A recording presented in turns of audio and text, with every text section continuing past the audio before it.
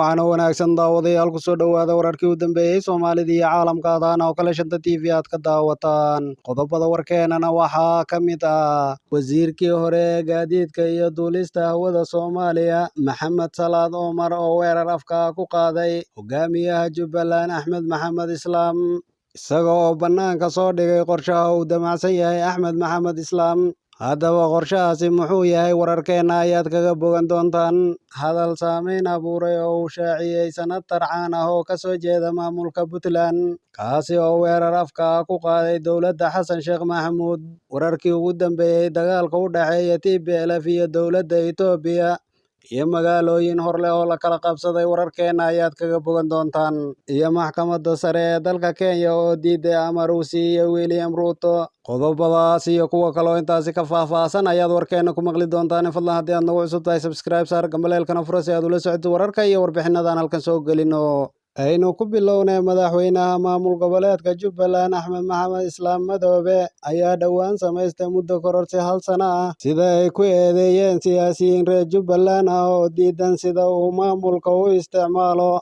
Axmed Madoobe iyaga oo sheegay in si gaar ah uu fiirsado danihiisa oo kaliya. Siyaasiyiin ku shiray Muqdisho oo ay ka mid yihiin Cabdirashiid Janan, taliyihii hore Nisa Khalid Cabdullaahi iyo senatar Fartaag ayaa ka hor yimid qorshaha 1 sano ee ku darsiga baarlamaanka Jubbaland ay u sameeyeen Axmed Maxamed Islaam, iyagoo ku eedeeyey in maamulka Jubbaland iyo baarlamaankuba u afduuban yihiin Axmed Madoobe kana soo horjeedaan muddo kororsiga uu samaystay. Hadalka siyaasiyiinta waxaa sii xoojiyey wasiirkii hore ee gaadiidka iyo duulista hawada Soomaaliya ee xukuumaddii hore Maxamed Cabdulaahi Salaad Omar ayaa ku eedeeyey in Axmed Madoobe uu qol mugdi ah ugu xidhan yihiin xildhibaanada Jubbaland, warkiisoo kaliyana ay maqlayaan, dastuurkana aan lagu dhaqmaynin, iyagoo xildhibaanada baarlamaanka Jubbaland ayna ka hadli karin arrinkaasi oo ay fulinayaan qorshihiisa oo kaliya. Wasiir Umar ayaa sheegay in 1 sano ka badan uu rabo inuu muddo kororsi samaysto. Axmed Madoobe oo uu ilaa iyo 4 sano ku darsado waa sida uu hadalka u dhigay. Taliyihii hore ee hay'adda nabad sugidda iyo sirdoonka qaranka Soomaaliya Fahad Yaasiin ayaa mar hore sheegay in Axmed Madoobe uu la dagaalami doono dowlad kasta oo timaada, isagoo sheegay in dowladda cusub ee Xasan Sheekh Maxamuudna uu la dagaalami doono, iyada oo uu durba khilaaf soo kala dhexgalay u dhexeeya Axmed Madoobe iyo Xasan Sheekh Maxamuud, kaasi oo salka ku haya muddo kororsigu samaystay Axmed Madoobe. Haddaba Xasan Sheekh Maxamuud muxuu ka yeeli doonaa muddo kororsiga ay samaysteen madaxda maamul goboleedyada uu ugu horeeyo Axmed Maxamed Islaam? Haatanna hadal saameyn abuuray oo uu shaaciyey senatar caan ah Maxamed Cali Yuusuf Gagaab oo mar soo noqday guddoomiyaha ku-meel gaadhka ee golaha aqalka sare ee Soomaaliya ayaa ku dhawaaqay hadal saameyn leh. Gagaab oo ka tirsan xildhibaanada aqalka sare ayaa cod dheer ku sheegay saluuga haddii ay reer Puntland yihiin ka qaban golaha xukuumadda cusub ee Soomaaliya loo soo dhisay.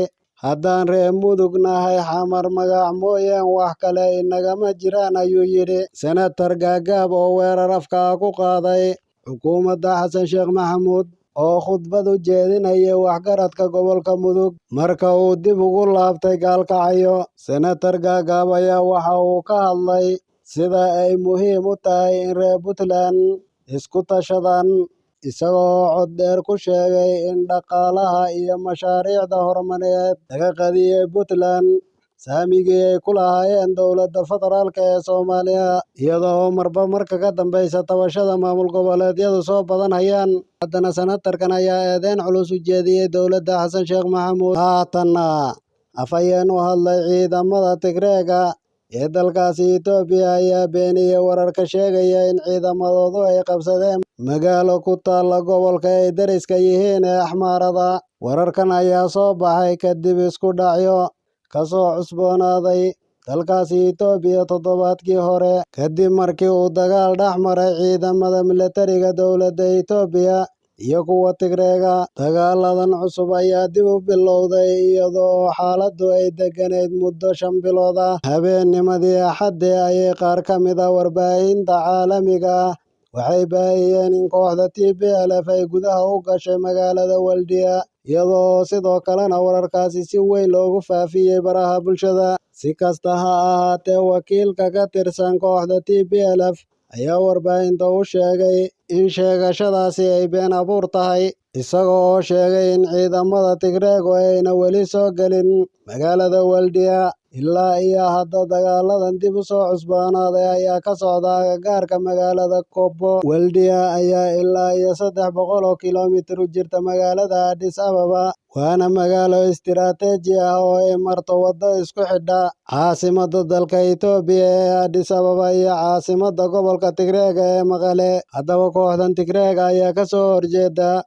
xukunka dowladda Abiy Ahmed, iyadoo 30kii sane ee u dambeeyey ay ka arriminayeen maamulkaasi Tigreega. Dhanka kale, maxkamadda sare ee dalkaasi Kenya ayaa diiday codsi uu u gudbiyey madaxweynaha la doortay ee dalkaasi Kenya. Codsiga ayaa ahaa in 6 ka mid ah guddiga doorashooyinka laga mamnuuco ka qaybgalka dacwadda doorashada madaxweynaha, iyada oo go'aamisay in khilaafka la horkeeno garsooraha. Haddaba madaxweynaha dooran ayaa doonaya 4 xubnood ee guddiga doorashada ku ra'yiga ah isbahaysiga Azim inay dhanka isbahaysiga maraan. Xubnahan 4 ah ayaa haatan qayb ka ah xubnaha guddiga doorashada ee dacwadda doorashada lagu muransan yahay ee la gudbiyey ayaa ka jawaabi doona. Maalinta berri ah ayay maxkamaddu si rasmi ah u bilaabi doontaa dhageysiga dacwaddaasi. Waxay haysataa maxkamaddu inay go'aan ka gaadho ilaa iyo 5 bisha Sebtembar. Maxkamadda sare ee dalkaasi Kenya ayaa guda gashay kiiska lagu muransan yahay ee doorashada madaxtinimada ee Takazi ka dhacday horaantii bishan, ayaa la filayaa inay go'aan ka gaadho maalmaha nagu soo aadan. Doorashada ayaa xubno ka mid ah guddiga doorashooyinka ay sheegeen in madaxweyne loo doortay William Ruto, balse ay ka hor yimaadeen musharax Raila Odinga. Isbahaysiga uu hogaaminayo Raila ayaa Azem, oo natiijada doorashada ku gacan saydhay, ayaa toddobaadkan cabashadooda natiijada ay ka qabaan ay u gudbiyeen maxkamadda sare ee dalkaasi. Xisbiga madaxweynaha dooran William Ruto ayaa sheegaya inay iska difaaci doonaan eedeymaha uga imanaya dhinaca doorashada looga adkaaday ee Raila. Qodobkaas ayaa warkeena ugu dambeeyey. Sidaas iyo nabadgelyo.